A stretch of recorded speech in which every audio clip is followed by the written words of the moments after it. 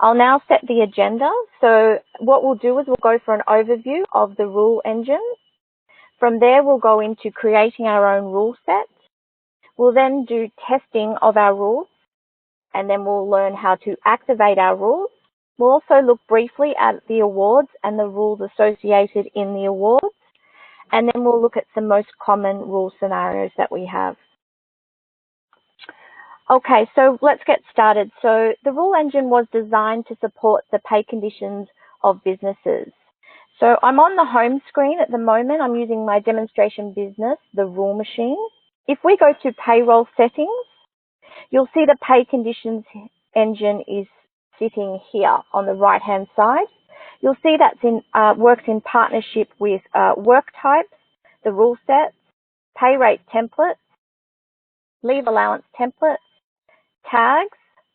If you're using public holiday rules, then you'd also will want to make sure that the public holiday calendar is set up correctly. And that may be at times all bundled into the employment agreements. The most important ingredient is the input of timesheets in order to interpret the rules. I just want to reiterate that to you. What that is saying is that you need timesheets for your rules to work. Okay, so we do get a lot of support requests where certain businesses are asking us as to why the rules are not working, and that's because they've set their employee up on default earnings. What you will need is timesheets so the rules can interpret something. Okay, all right, you can build your own rules in the rule set, and you can build them because you perhaps might have an EBA, CAs, EAs, or perhaps a small set of pay conditions. And basically what you're doing is you're making a customized rule set for those pay conditions. We also have our modern awards built in already into the system, and we will have a look at those rule sets as well and how we can use those. All right, let's move ahead now into how we create our own rule sets. So I'm going to go to the Rule Sets tab, and it will bring up a page, the Rule Set Pay Condition page. Now we can create our rule set simply by selecting here, and then we can offer a name. Now you can name your rule set whatever you would like. It's basically free text, and it's probably what you want to have is something that's meaningful so that you know, or your payroll administrators know, when they are selecting that rule set and applying that to the employee, they have a name that is actually meaningful. If you also have a lot of rule sets, then you'll want to make sure that you can distinguish them between each of them quite easily. I'm going to name my particular rule set, Rule Machine Employees, EA, okay? Now the next tab is description. Again, that's free text and it's also optional. So it depends if you want to describe a little bit more about that rule set. You'll notice the next option is rule set period, and there's a drop-down menu. The rule set period is beneficial when you are looking at pay conditions that apply over a certain period. Example, if one of your pay conditions is, let's say, the ordinary hours of work will be 76 hours per fortnight, then you would want to select fortnightly option. Okay, so what we're going to do for our particular test business is we'll use weekly. Now you'll notice that another drop-down option has occurred. It said, all right, weekly, what day would you like to choose? So I'm going to select Sunday. Again, you'd probably want to choose something with a pay period end. So if your pay period end is Wednesday, then perhaps you would choose that particular day. So again, it depends on your option. If you're choosing fortnightly, it would ask you what date you want it to end on. I'd perhaps use the pay period end date of the fortnightly pay. We'll choose Sunday. And your last option to set up your rule set is shift consolidation. So shifts that are within a given time span of each other may be consolidated, meaning that they will be treated as a single shift. A break will be inserted to cover the gaps between the shifts. And you may wish to consolidate if your business has roster patterns where multiple shifts are worked in short succession. So that's up to you. So for our particular business, let's set up and consolidate our shifts within 1 hour of each other. Okay, so now we're going to save and we've set up the skeleton of our rule set. Now we can move into creating our rules. And now we can add a rule and our first rule. So you'll see here there's an actual pattern to the rules. So first of all, you'd put in your name. Again, this is free text and it would be something meaningful. So if you had a clause within your EBA that said maximum daily hours are 10 hours or something like that, perhaps that's what you want to name your particular rule. For our particular demonstration, I'm actually going to look at a particular rule such as Saturday hours. Okay, so I'm going to put in Saturday hours here and I'll make it permanent.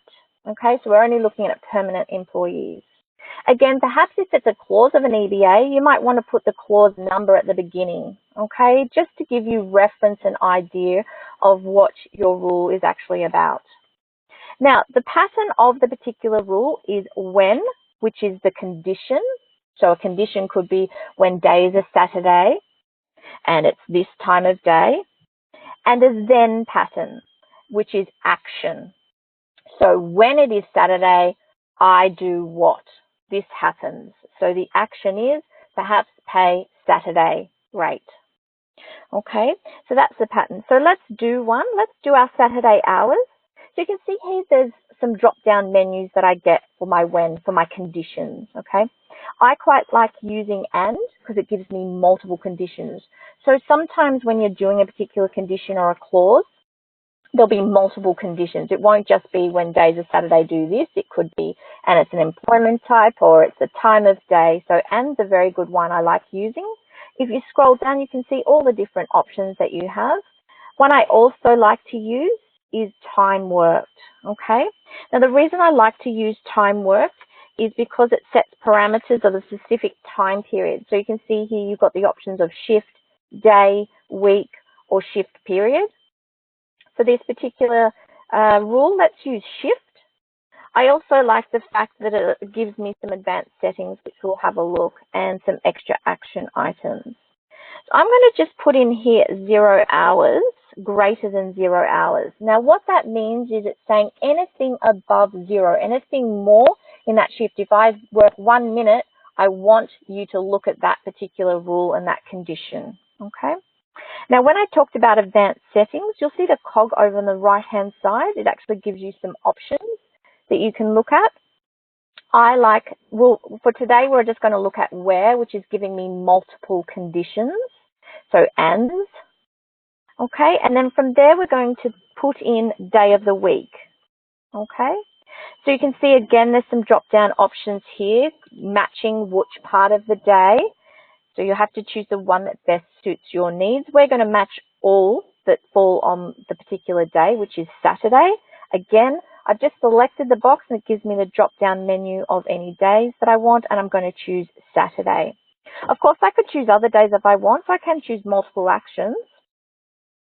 For this particular rule, though, we obviously only want to use Saturday. Okay, so day of the week. I'm going to add another condition, the right-hand side green button, add condition. And this one, because we're doing permanent, there's actually an option here for employment type. Okay. Now I've got the option again, is one of or is not one of. So I could say is one of full-time and part-time, or I could say is not casual. So there's many ways that you can set up your rules. There's not a right or wrong way, but obviously you want the result. So we'll do one of. So this, you can see we can put in full-time and part-time. Okay, so this is what the condition we've set up. We've said time worked in a shift is greater than 0. Day of the week is Saturday, and the employment type is full-time and part-time. I now want the system to do something. So let's look at actions. What do I want it to do? Well, the other thing is, again, you've got a drop-down menu, and I can see that I could do multiple actions, which sometimes you want to do X and Y. You don't always just want to do X. So in this case, let's apply pay category, permanent Saturday, and perhaps when an employee works on Saturday, we'll add another action in. They also need to do a minimum time. So let's do a minimum time of 4 hours. Okay, so you can see the rule we've created here.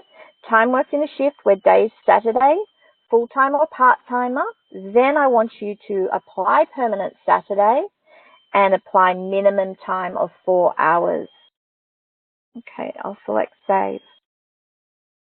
Okay, so there we have, we've created our first rule. Let's create another one. We simply add a rule up the top, the green button there. Let's do minimum break between shifts. Okay, so we'll use my AND option for my condition, and we'll do multiple here. Okay, so the first one is we want to do, there's an option here that says time since previous shift. Again, you'll see there's options, since end, since start, less than, and greater than. So we want to do time since previous shift, let's say is 10 hours, is less than 10 hours. And what action do we want? Again, we've got different options there, matching whole, matching part. And then what we can do is add another condition, and we want it to be first shift of the day. Okay. The reason we want to do that is because if we have a broken shift, we don't want it to apply the minimum break time rule for the second broken shift of the day. We want to make sure it's that shift that goes overnight. Now, there's also an option here where you can apply set a rate multiplier. So perhaps it's double time. So the reason we may want to do this particular option is because it depends on the time of day is always set to double time. So we may want, if they're doing a Saturday rate, we want it to be double time at that rate. If they're doing ordinary hours, we want it to be double time again. So it depends on the time of day or what day of the week or what other penalties they have as to what we would actually want to set it as. So that's why the set rate multiplier is a great little action item to use. We'll now select save. Okay, now let's look at these two buttons on the sides of each of the rules, and you can see we've got an edit and a disable button. So if we would like to change our rule, let's say we've tested the rule and we've found that we may want to change it, we can edit it simply by selecting the edit button. And you can see that it brings up the edit function of the rule and it's back into edit mode. So we could change anything here. How about we change the employment type to is not one of, as I said, casual. Okay. Also, you'll notice that if I hover over each of the lines, you'll see that there's a red cross that appears on the right-hand side. So that enables me to delete any line that I don't want. So we can delete this line here if we decide that it's not valuable to us and it's not what we want to achieve for this particular rule. So I've just selected the cross and you'll see it's removed. So that's how we edit a rule. And I'll save. Now you'll notice the other button is disable. Okay, so if I press the disable, you'll see that it just blacks out the particular rule. Okay, so now that rule is not available to be used. The system's not going to look at that rule. Now, disabling a rule is really handy if you just want to test rules and you need to see if it's working or not working. You don't want to necessarily delete that rule yet, but you still want to have it available in case you want to use for the future. So that's at the business level of disabling a rule. Okay, so that means that all employees would not be affected by that particular rule. But let's say we may want to do it at an individual level. We can disable a rule at an individual level simply by going to an employee's details screen. So I'm going to go over to list and we're going to look at my employees. We'll look at Virginia for today. Now, if we scroll down to her front employee details screen, scroll right down to tags, we can simply disable the rule by selecting the word disable and then writing in the rule. Okay, so this is a rule that is associated with the award that she actually has set up.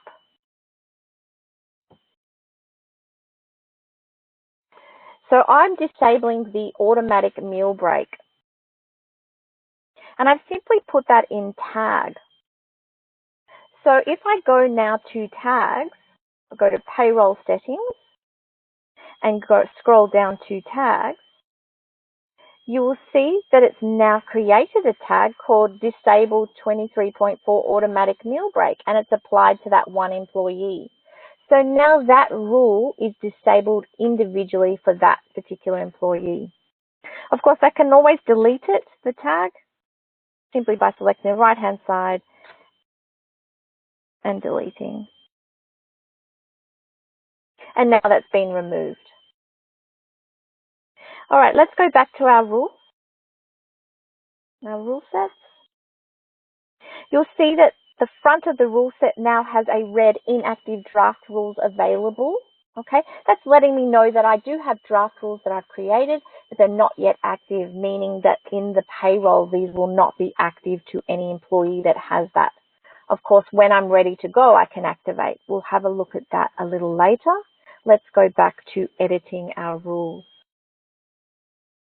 Okay, so we've disabled. Now, how about so we can enable it at any point, but we can also delete it. So you can see on the right-hand side of the rule, there's a red cross. Okay, this enables us to delete a rule. So I simply select the red cross. It gives me the option to delete, and I select OK, and it's been removed. You'll also see that on the right-hand side, there's also two papers, and that's a clone of a rule. So we can clone the rule if we would like. Now, cloning a rule is actually a really quick and shortcut that we have, and I quite like it if I'm pretty much looking at the same sort of rule, okay? So let's say that we now want to create Sunday hours. We could clone Saturday and then just make some minor changes. So this is a quick and easy way to perhaps put in Sunday hours. So we now want to change the day of the week to Sunday. And then perhaps we now want to change the pay category will be permanent Sunday. Again, perhaps I want to put in minimum time though for the Sunday is, let's say, 4 hours. Okay, so we have just quickly cloned the Saturday hours, and now we've made Sunday hours. Let's do one more rule, and let's look at maximum daily hours. Okay, we'll use my trusty time worked rule. Okay, this one we're going to choose for time worked in a day. Now, what we're going to look at is if maximum hours are over a certain period. So we're going to say is greater than 10 hours in a day. So time worked in a day is greater than 10 hours. We're going to have an action item here. Again, I'm going over to my cog on the right-hand side and select where. And I'm going to put in employment type because I want this just to be for, let's say, full-timers and part-timers, so the permanent employees. And then I'm going to choose an action item, okay? So I'm going to apply pay category for this, and I've set up a permanent pay category, linked pay category, and I'm going to call it permanent overtime double time. Okay, so what I've created here is a maximum daily hours, time worked in a day is greater than 10 hours, then apply double time. I'll select save. Now let's look at the rules we've created, because what we can do is the button up here is reordering the rules, because what happens is when you add a rule, it just comes in the top, okay? So we may want to change the order of our rules. In this case, let's think about why order is really important, because what this system actually does is it is sequential ordering from top to bottom. And that means that if you have a timesheet, the system looks at the first rule and decides if it applies, yes or no, and does the action.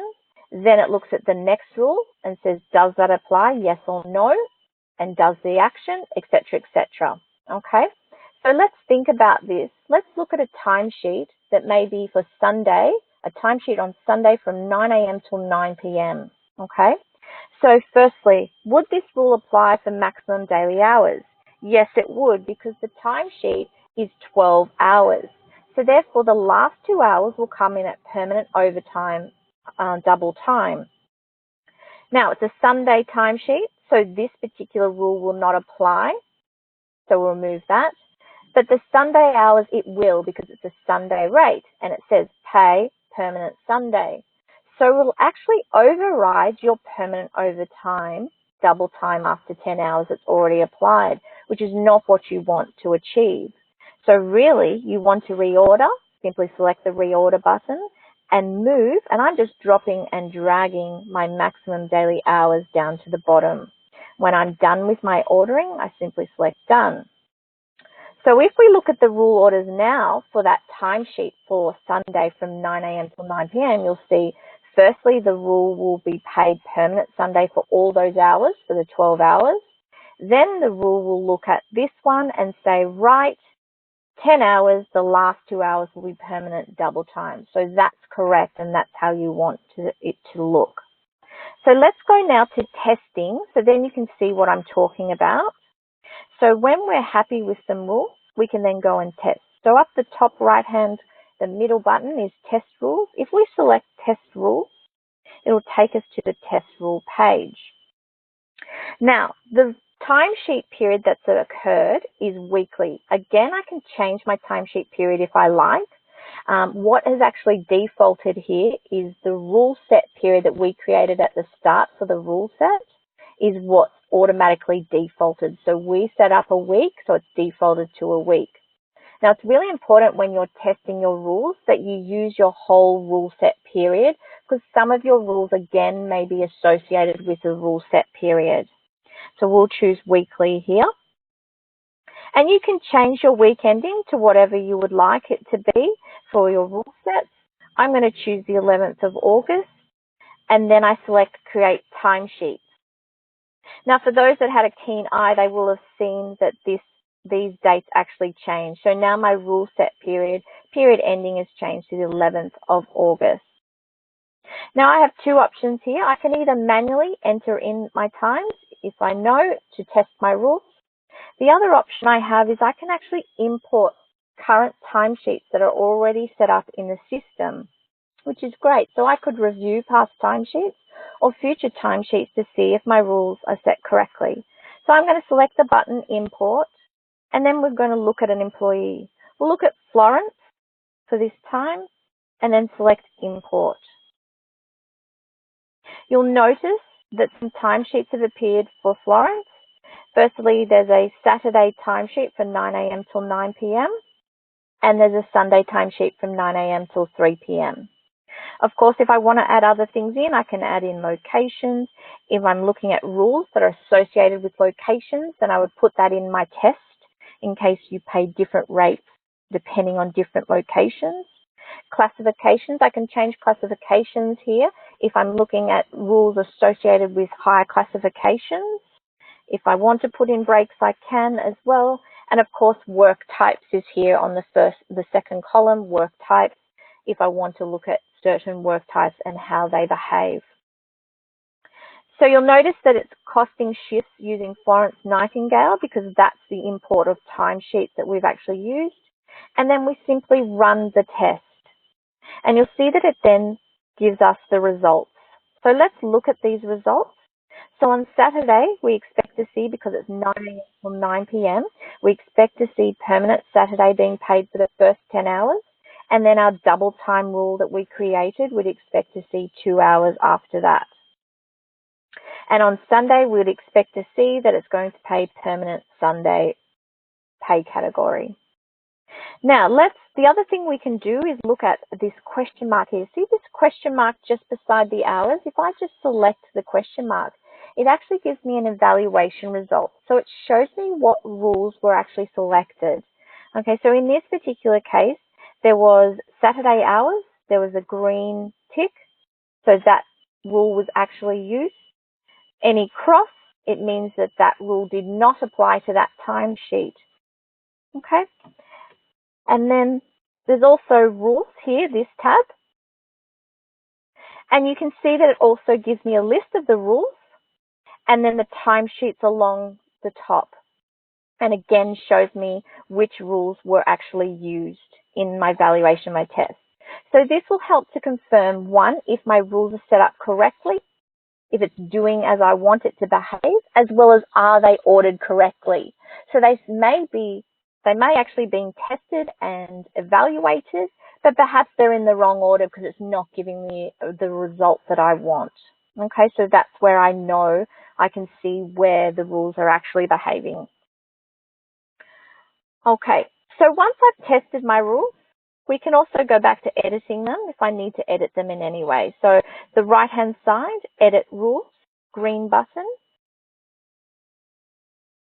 and it brings me back to my rule set. So if we're happy with our rules, we can then activate our draft rules. So the blue button on the right-hand side, top right-hand side, Activate Draft Rules, I can select that. So those rules are now available in the next payroll for an employee, okay, who's associated or attached to this rule set. So let's show how we would actually assign this rule set to an employee. If I go over to the employee list and we go to Florence, in as we were using Florence's timesheets, and if we go to her pay run default screen, you'll see if we scroll down, there's a tab called Pay Condition Rule Set. If we select that, you'll see that there's now our option available, our Rule Machine Employees EA. So we can select that rule set. And then we press Save.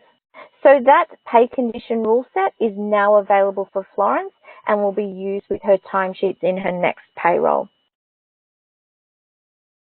All right, let's go over to looking at awards and briefly have a look at that. So if I go back to Payroll Settings and I go down to Manage Awards, you'll see here that I've installed the Real Estate Industry Award. Okay, so we have many modern awards installed within the business and you can download and install them. If you look at the Actions item on the right-hand side, you'll see that you can actually unlock the rules. So we're going to unlock the rules. Now you'll note that there is actually a compliance message that appears letting you know that compliance may be need to be sought and looked at before you make any changes to the particular award. We've now unlocked, so you can see that's changed to unlocked here, the status of the award, which means we can now go and look at the rules. So let's go down to our rule set and let's have a look at the rules that we have. So if I go to Pay Condition Rule Sets and we actually choose the Real Estate Award, you'll see that there's the rule sets now available and we will edit those rules. So what appears here is all the rules associated with the Real Estate Award. So what can we do within the rules of the award? There's a couple of things we can do. If I just select the particular first rule, you can see that I can disable a rule. Now that's really important because a lot of time you'll have businesses where the automatic meal break will not actually be used because the business actually sets their own meal breaks. So they therefore don't want that automatic meal break. So sometimes you will want to disable some rules that may not be associated with a particular business. So you can disable any of the rules that you need to. You can also clone and edit a rule. So you'll notice that you can't, sorry, I'm just going to find one. You'll notice that you can't actually edit. There's no edit button, but there is a workaround. So what we actually recommend you do is you can still clone a rule. So there's still that right-hand icon there for cloning. So we recommend you clone the rule. You can then disable the current rule, and then you can create and edit that particular rule if you want to. So perhaps we want to edit the minimum engagement casual rule because we want to apply a pay category called casual ordinary hours. Okay, so we want to make sure that when there's a minimum engagement and it's less than 3 hours, we also want to make sure that the system applies casual ordinary hours when it makes up those minimum hours. So that's why we've customized this particular rule. So you'll notice here that when it's customized, there's the orange tab in front of your customized rule. Okay, we can also reorder rules in the award, but the only rules that you can actually reorder, you'll see, is your customized rules. So you can see that's the only one you can actually move. You cannot actually move the order of the award rules. All right, let's go now, and once you're happy, you can press done, and let's test our award rules. So again, we can still use the same testing regime for testing award rules. Again, the timesheet period that comes up will be the rule set period. And again, you can choose any dates you like that you want to test. You can import, or you can manually put in. So for this, let's put in 9 till 5 for each day, and see what results we get. Now you can see down here that it now asks me some options. If I'm not using a particular employee and I'm not importing their timesheets, then it actually gives me some more options. So do I want to use the draft rules for testing or active rules? So sometimes I might want to see the variation between what's active at the moment and what I've made changes to, just to see if it's working as should be. It also gives me the options for costing. Okay, I can do no costing if I want, and I just want to see what pay categories will appear. Or perhaps I might want to use one of the pay rate templates associated with the award, and then it will give me the costing associated with it. Or I could use one of the employees again. Perhaps we'll use permanent level 4. Again, you can also use an employment type if you want to, okay? So we'll use full-time, and then we'll run our test. So we've tested this on no in particular employee. We're just looking at particular costing for level 4 of the real estate award, and we want to look at it from an employment type of full-time. And it gives me the costing results. And again, I can test my rules however I want to and what I'm wanting to see happen. Okay, I've done nothing too out of ordinary for this particular timesheet, so it's giving me all permanent ordinary hours. And again, I can look at my question mark and see what rules actually applied and what was evaluated, so I can see if it's working correctly. Okay. Now let's set up an employee on the particular award. So let's go to list again. And let's assign this one to Mother Teresa. So we're going to assign the award to Mother Teresa, and that's again in pay run defaults. If you want to set an employee up on an award, you select the first tabs. So first of all, we'll select whatever award you have installed in the business, so the real estate industry award. Then we need to select an agreement. I believe I have Mother Teresa set up as a part-timer, so she's going to go on the Real Estate Industry Award Level 2 because that's the responsibility and duty she has. Level 2, part-time. You'll notice that some boxes are now blacked out and they're locked, so I can't alter them based on the employment agreement that I have selected. So the pay rate template is blacked out and gives me the Level 2 adult rate. So the employment agreement probably had junior rates, but in this particular association, it's saying that Mother Teresa is an adult, therefore we will apply the permanent level 2 adult pay rate template. And it's given me the pay rate for that particular level. Of course, I can override that if I want, simply by selecting the override pay rate box, and perhaps I change the rate to $40. Again, you'll see another locked box, which is the pay condition rule set. So what I have associated the employment agreement with, it said that this is the rule set that needs to be associated with that particular EA. You'll also notice that the locked box as well is the primary pay category, and that's because of all the linked penalty and overtime rates are associated with that particular pay category, and therefore we must select that. Also, there are options for my leave allowance templates. So associated with the employment agreement is wrapped up the leave allowance templates associated with the permanent employment because she's a part-timer. And of course, it gives me the options of whatever state. So we'll select Tasmania for her. And then we select Save. Okay.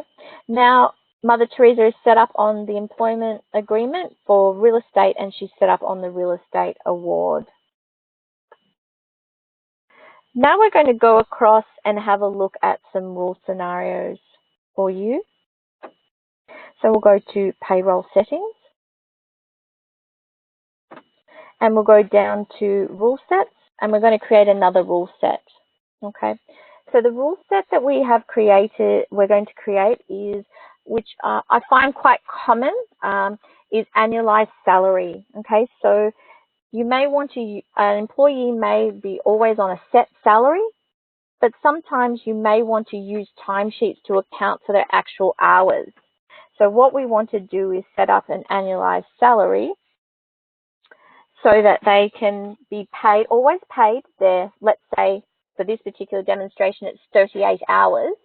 So they're always paid that set salary, but we want their hours. And maybe sometimes they work 40 hours, maybe sometimes they work 36 hours, but we're always paying them a set salary every week. So we want to account for all those timesheets. So let's create a rule set. Let's call it annualized salary. Okay, and we'll do a rule set period again for weekly. And we'll consolidate our shifts. Okay, now let's create our rules. All right, if you think about it, the first rule we want to create is perhaps maximum hours. So maximum hours would be if they worked more than 38 hours or more than their standard hours, then what would we set that up as? So we'll put that in there. So I will do my time worked in a shift period, okay? So we're looking across all their standard hours, so their shift period. Just so happens for this particular example, their shift period is a week, so I could select shift period or a week. But let's say my shift period is fortnightly, then I'd want to select shift period, obviously, as the outcome.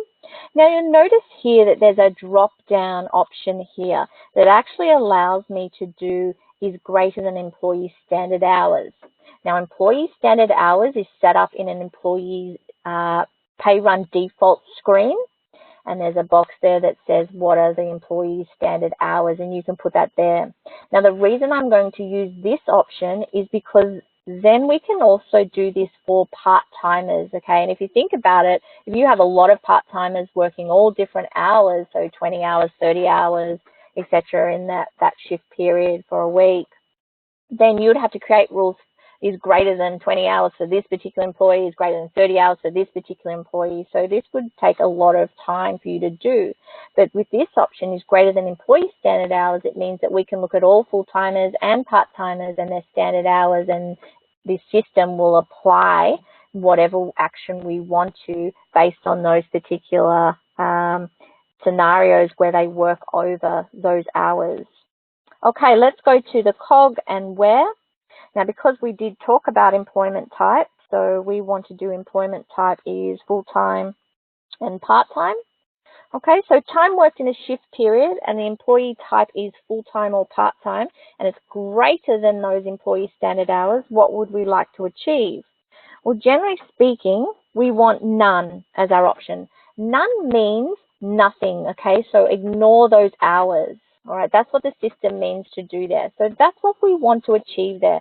We want them to ignore, the system to ignore those hours and only pay the 38 or the 20 or whatever those employees are on. Press save. All right, let's add another rule. Now let's do the top-up rule. Okay, so this would be when an employee works less than their standard hours, let's say less than 38 hours, or if they're part-time or less than 20. Okay, so again, we'll use the time worked rule in a shift period. This time we're going to say is less than employee standard hours. Again, cog and where. I'm going to put in my employment type, full-time or part-time. This time, I'm actually going to use a rule that says add up remaining time, okay? So that's the action item. And I want to make sure that it applies permanent ordinary hours. Okay, let's have a look at this. So time worked in a shift period is less than employee standard hours. They're a full-time and a part-timer. We want to add up the remaining hours. So let's say it was 36 hours and they need 38. So add up those 2 hours and apply permanent ordinary hours. Now, the reason I'm choosing permanent ordinary hours is because I don't want to add it up on a Saturday, Saturday rate, or I don't want to add it up overtime if the last part of that particular shift period is overtime, or if I'm on annual leave, I don't want it to add up to annual leave. I want it to just to add the base rate of permanent ordinary hours. Okay. Now, sometimes you might have businesses that actually use time in lieu for these particular scenarios.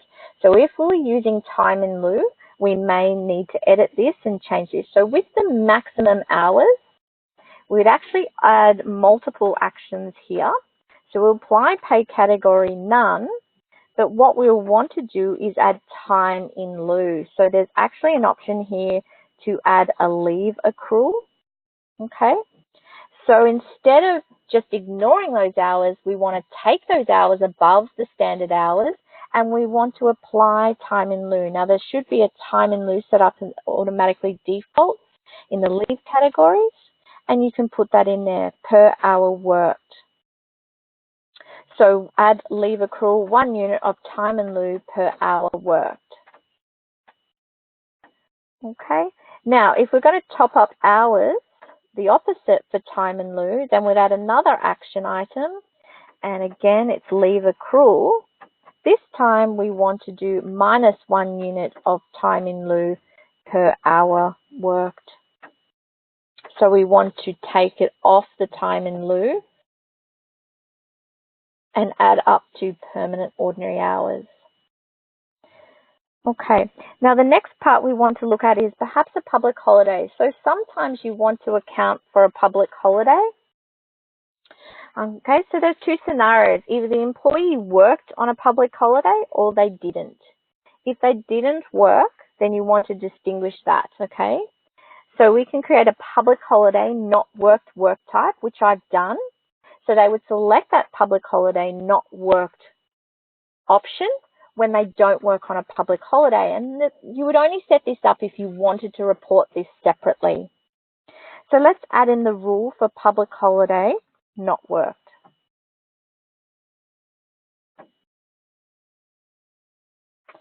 Okay, so the option here is that we can use, and for this, let's do day is a public holiday. Again, lots of options here. You could choose one of the following. So sometimes you may want to choose a particular public holiday day because it perhaps pays a different rate. So sometimes some EBAs I've seen, they have clauses where Good Friday is paid at a different rate compared to other public holidays. So perhaps you can also distinguish certain types of public holidays. For our particular example, let's just use all public holidays. Again, lots of options. Do we match all of the shift, part of the shift, if the majority falls? So you can see here, there's lots of options for you to choose based on your conditions. We'll add another condition here and we'll say work type, okay, is one of public holiday not worked. Okay, so let's look at our conditions. Day is a public holiday and work type is public holiday not worked. So the timesheet actually has public holiday not worked on it. Then we want to apply pay category. Now, if you didn't want to account for it, perhaps you just put it as permanent ordinary hours because you're paying the base rate. But for this, I've actually set up a separate pay category called permanent public holiday not worked so that we can account for that separately. And select save. So that's how our public holiday not worked rule would work. We can also add another rule perhaps if we do work on the public holiday. So again, when day is a public holiday, but this time we want work type to be when the work type is not public holiday not worked. Okay, in this case, what it's saying is the employee actually worked on the public holiday. Then we'll apply a certain pay category. So in this case, we'll apply the permanent public holiday pay category and select save. All right, let's have a quick test of the rules that we've created. So if we go to test rules, again, we might test rules around lots of public holidays. So we'll go to December 29th. We'll create the timesheet lines and we might import Mother Teresa timesheets for this particular period. So you can see here that she's actually worked on Christmas Day. So she's worked on the 25th of December from 9 a.m. till 7 p.m. She hasn't worked on the Boxing Day. She's put in a timesheet work type public holiday not worked from 6 a.m. till 11 a.m. And then she's worked on a normal day, 9 a.m. till 5 p.m. So let's run our test results based on what we've created. So you can see here that on the Wednesday, she worked 10 hours and it's paying permanent public holiday. On the Thursday, she didn't work, so it's paying permanent public holiday not worked. And then on the Friday, she's paid permanent ordinary hours for 5 hours, and then 3 hours are none, but it's going to time in lieu. Now her part-time hours are 20 hours. So you can see that once it's hit 20 hours, it's applied pay category none, but because we've set up time in lieu, it's put those 3 hours to time in lieu, okay? So none, it's not paying any costing. Okay, so that brings us to the end of the formal part of the session that we have today, but I've allowed another half hour for any questions that you may have. I will just confer with my colleague Mel now to see if there's anything that we need to demonstrate. If you have any questions, please start writing them in the chat and I'll have a look at it. Just give me a few minutes while I just confer with her. But thank you very much for your attention today, and I hope you learned a little bit more about rules. So just bear with me and I will come back.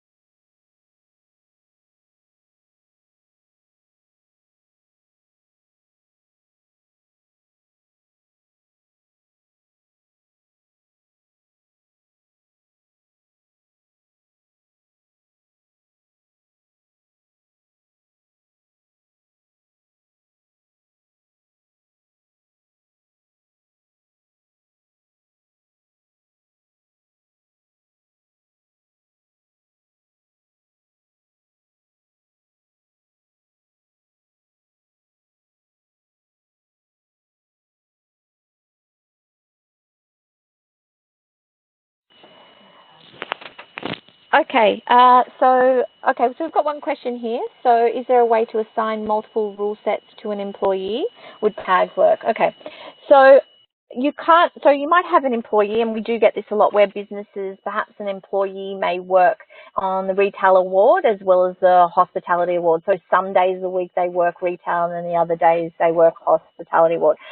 What you cannot do in the system is assign 2 different rule sets or 2 different awards to an employee.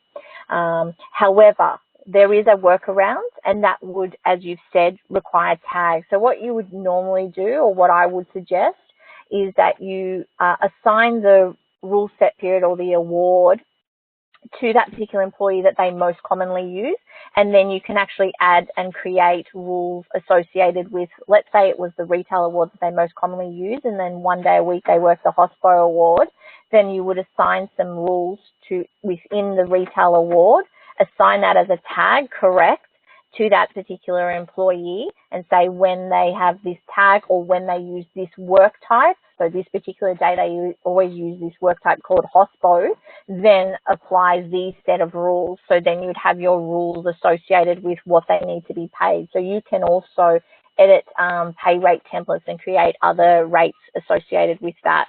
So there's also that option as well. So basically you're creating a custom rule set within your award. Or alternatively, you can create your own custom rule set and you can combine both rules together. Okay, so there's a little bit of work involved, but it is possible to do this.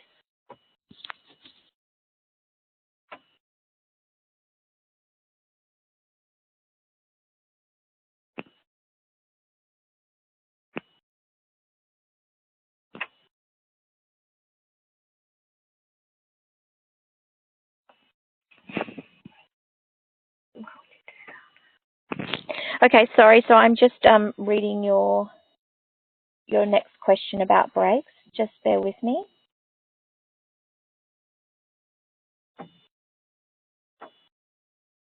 Yeah. So a lot of times, custom rule sets is definitely the way to go. Let me just come back to you about your brakes. Just hold on one moment.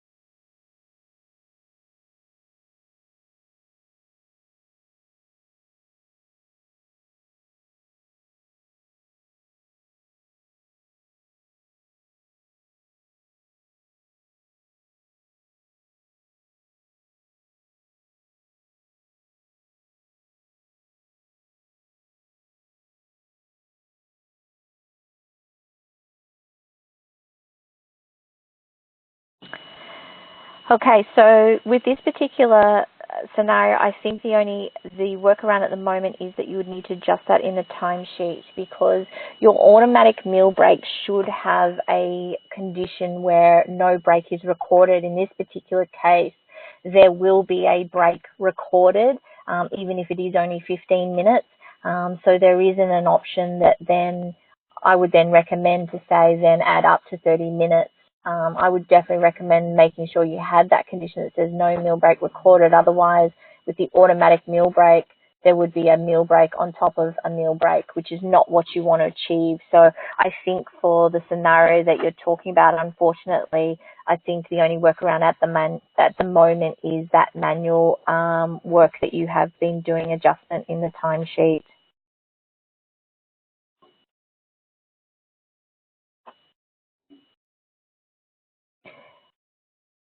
Yeah, it's still the same scenario.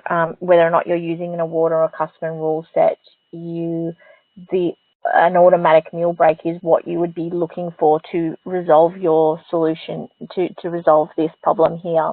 And unfortunately, if you are going to set up an automatic meal break rule, then it would need to have, there's no break recorded, otherwise it will double up if your staff are using both, are actually entering their breaks. So unfortunately, it would have to be a manual adjustment.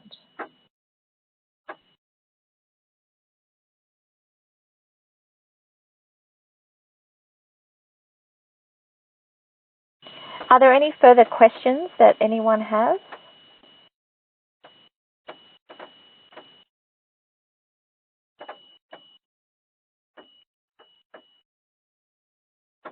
We'll give it another minute. If not, then we will finish there.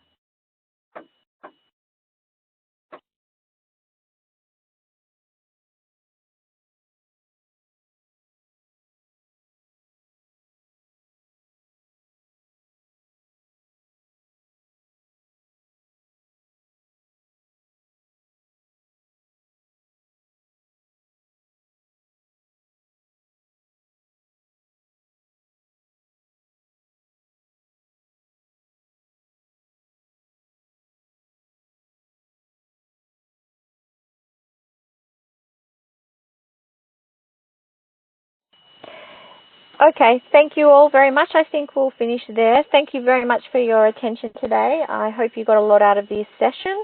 As we've said, this recording will be made available to you. Have a good rest of the day, everyone. Thank you.